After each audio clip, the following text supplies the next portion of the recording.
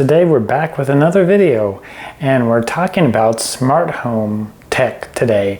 In particular, we're talking about the company Wyze and one of its new offerings, the Wyze Bolt Lock.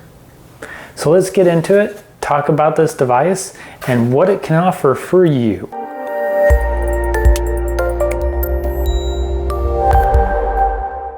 Brand new lock from Wyze. Wyze has had a lock on the market for a while, but it's an add-on lock, which essentially means that you're not replacing your deadbolt, you're adding on top of this. You may have heard of August, or there's some other companies that make locks, smart locks like this. That's essentially what Wyze did with the first generation. This one, on the other hand, is a full replacement for your deadbolt lock on your door. And quality in particular is phenomenal with this device. It is like a brushed machine aluminum feel to it that's in black. Most smart home deadbolts run on batteries, so pretty similar, but like all the newer ones, they are giving you some form of a backup option in case you continually ignore the batteries dying and then they're completely dead and you're trying to figure out how to get in your house. On the Wyze deadbolt lock, they offer the ability to plug in a USB-C cable at the bottom of the device, and then you can get enough charge to input your code to be able to get into your house. And then of course at that point, change your batteries. Beyond that, one of the top tier features that is phenomenal with this device is the fingerprint reader. Yes, this is one of the few locks out on the market that offer a fingerprint reader in it, and that fingerprint reader works extremely fast. It also has backlight on the keypad, so late at night, trying to fumble in the door, you're entering the keypad, it does offer backlight. It is running off of Bluetooth 5. So what this means is it's not a Wi-Fi enabled deadbolt. It is only for local connectivity via Bluetooth. They went this route to essentially make it a little bit more secure, so there's no remote tampering from either them as a company showing that they can't remote tamper it, or any remote execution attacks, etc. on your door. I think with Wyze, they always try to find a way to cut corners for the cost because their devices are always extremely cost effective. And I think this is more of what it is. Granted, it does help with security because it's not connecting to the cloud.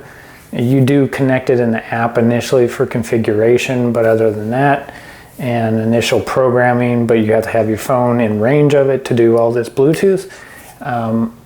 Everything else is offline with it. So yes, it is a security benefit, but they may also be doing it to save some additional costs. In that situation, one of the locks that I've been primarily using for a long time is the Yale lock. This is a Yale lock in partnership with Google Nest. This actual was a lock that was introduced with the, we can call it like the legacy generation of Nest devices that, you know, Google has kind of done Google thing, and Sunset don't support anymore. That kind of came into the whole ecosystem where Nest security was at one point before Google killed that. So the Yale lock has still been working great, works with the original Nest app. It's similar locks, but the difference is the remote features compared to the Wyze. Now, here's some considerations before you click off of this and say, absolutely not, I'm not getting this Wyze lock at this point. There's some things to consider that may resolve that issue for you. So, obviously, if you're in Bluetooth range, you can use a Bluetooth to unlock it from your phone, or you give access to somebody else to have access to the app and they can unlock the door. The device supports up to 50 users to be added to the device. It locally stores this all on the device, again for security. So that's all locally stored, all the PIN codes, everything. It doesn't transmit any codes to the cloud or location or directly to the manufacturer, i.e. Wyze, for any of that sensitive information. And with the benefit of locally storing and being able to add so many users, you can also do multiple fingerprints per user. So for example, I've set up 3 fingers for my profile. I've done my thumb, my index finger, and my thumb on the other hand. You know, just depending on the situation, when you get to the door, your hands are full, trying to fumble through getting the door open, I can, you know, either use whatever finger I have available. So obviously I have a pin set up as well in case, you know, maybe it's rainy, cold, I have gloves on, I can't use a fingerprint reader. This is again why most of these deadbolts that are starting to offer fingerprint reader do offer both, because you definitely still need to set up both. So make sure you set up both. Lock itself has a mechanism in it with a chip to auto create new codes. I believe it's every hour. So what this offers is the ability to provide a one-time code to a person to get in your house in case of an emergency. Or I've had a recent situation where one of my dogs got out and a neighbor helped me get my dog back in, so by letting him back in the house. So, you know, that could be a perfect situation where you use this one-time code to get the person in. It's essentially doing the same as, you know, unlocking remotely and then locking. Yes, again, due to it not having remote features, you also can't relock the door, but Wyze, of course, implemented auto lock. A lot of locks have this again, so you would just set your auto lock up as well. So that way in a situation like this, it would auto lock and then you'd be back in business. You'd have the person locked out that you did this one-time code with. So in my opinion, I don't think it's actually a deal breaker for how cost-effective of a device it is. You still get all these great features, especially the offering of the fingerprint reader and utilizing keypads for at least a decade. I love that more recent deadbolts in the last couple years or even less have finally introduced the fingerprint reader. I think this was a big necessity. Obviously the enterprise versions have had this for quite a bit longer, but the consumer level cost has come down to where the consumer deadbolts now have this as well. I think it's an awesome add-on to deadbolts, and I really believe at this point, if a manufacturer is making a new deadbolt, they really should implement it because it's a great feature to have. So back to the point of you have alternatives offer a ability to get somebody in an emergency into your house when you're away from your house. So keep that in consideration before you just completely disregard this lock and go to a different brand. And remember, this isn't Wyze's first lock. If that is an absolute necessity, get the Wyze lock.